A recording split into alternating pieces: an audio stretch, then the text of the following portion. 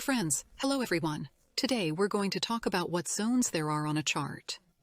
And the first thing we're going to break down is support and resistance zones. How they are formed and how to draft them correctly. First, we have support and resistance levels, but often these levels are not very, especially when the price comes to them. It happens that these levels are broken by false breakdowns. And just these false breakdowns, these tails, they form a zone of support and resistance. So, let's you and I draw some level, for example, draw a bounce level from the paranormal bar on the low. This is our bar, which has bought back this decline since September 19th, and the bar we have is past the September 22nd low. We have some support level here. Accordingly, before that, we had a false breakdown. Further, when the instrument consolidated at the top, we had a distant retest, a rather distributive movement, a false breakdown occurred. And accordingly, by the minimum of this false breakdown, we have also formed a certain level. Further, the instrument consolidates and comes to this zone, which is formed from the low on Sep 22 and through the low on December 4. And that's where the haggling happens. Next, the tool goes to the upside. 1 is a false breakdown. 2, we have a retracement, and we go down. Then, coming to this zone, the instrument makes a retracement again, hits false breakdowns, and goes down.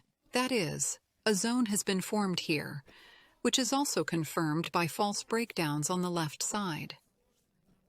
Zone. Support, which further earlier became resistance. That is, we take a rectangle and select this area like this.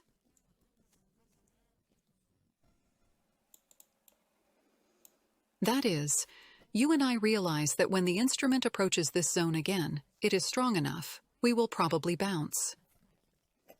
Here, further, it is precisely by false breakdowns. Pro-trading. That is, we have false breakdowns with increased volatility, with pro-trading. We have a span here. We also have false breakdowns here again. A span, spill, false breakout, false breakdown, small breakdown, false breakdowns, spill. Again, we have upside with false breakdowns, pro-trading. And it is these things that form our resistance zone and support zone. In this case, this area is mirrored as it was also involved as support. We pushed both the upper boundary of this zone and the lower boundary of this zone. And just going inside that zone, there was a trade going on. So we have both support and resistance. In this case, we have a local uptrend changing to a global downtrend. Next, what can you and I consider here? You and I can consider the fact that the zone, you can write down. The zone of support and resistance is formed due to false breakdowns, trades, and spans.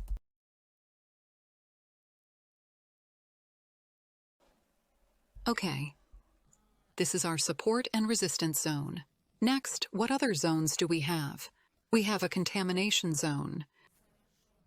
What is an infested area? For example, let's find such a zone.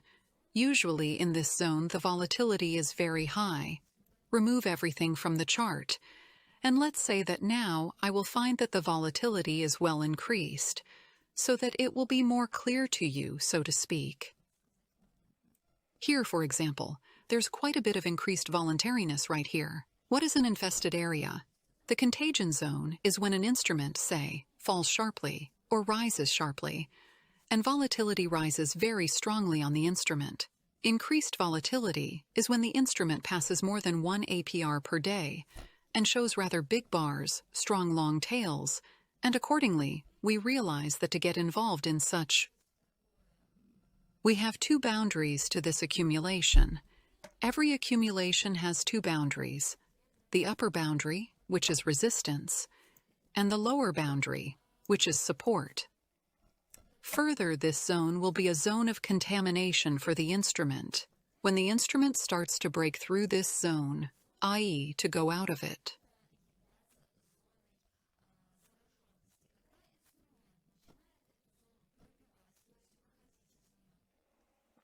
I'm going to get a brush now.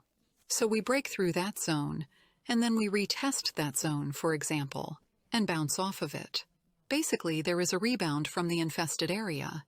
Remember that the contagion zone of the instrument can break on the third or fourth retest, and only then go down. Because the contagion zone, like a long-range retest, is not broken the first time. Because there is high volatility, and it will be very difficult for the instrument to go here. Next, we also have an empty zone. What is an empty zone? It's a flyover zone. Usually when I trade breakouts, I really like to trade where we have a void. Where we have the void. Let's have a look. Usually, these are the places when the instrument has reached its lowest levels, and there are no levels at all, i.e., there is a void at the bottom. But if we have history on the chart, we can tell from history whether there is a void at the bottom or not. In this case, we have a straight. This is where the instrument consolidated, shed sharply, and then went higher. So we shed, saved up a little bit, and went for a promotion. That is, we understand that we have a margin of safety up to this level. So we've got a pretty clean area here. Because the instrument has flown here many times, the instrument has flown here, i.e., we see these flashes. Upward sharp impulse, downward sharp impulse, false breakdown, sharp impulse. And when the instrument in such places gives a sharp impulse and goes just without accumulation, and just sharply falls or grows, then we can take such places for good breakdowns, because the instrument will fly through these zones very, very sharply. So we have an empty zone, a contaminated zone, and we respectively have a zone of support and resistance, and we have another zone that is fairly uncontaminated. What is an uncontaminated area? This is when the instrument is in this zone with reduced volatility, meaning it accumulates quite slowly and quite accumulative. That is, for example, we have here the level of the lower boundary. Here we have reduced volatility. The instrument approached the level very slowly. Then the distributive broke through it. And this is the zone that the instrument will either pass through with reduced volatility, or it will fly through it quite sharply. That is, we will also pass this zone neatly, smoothly, and in principle there will be nothing to hinder us, because there was a reduced volatility here.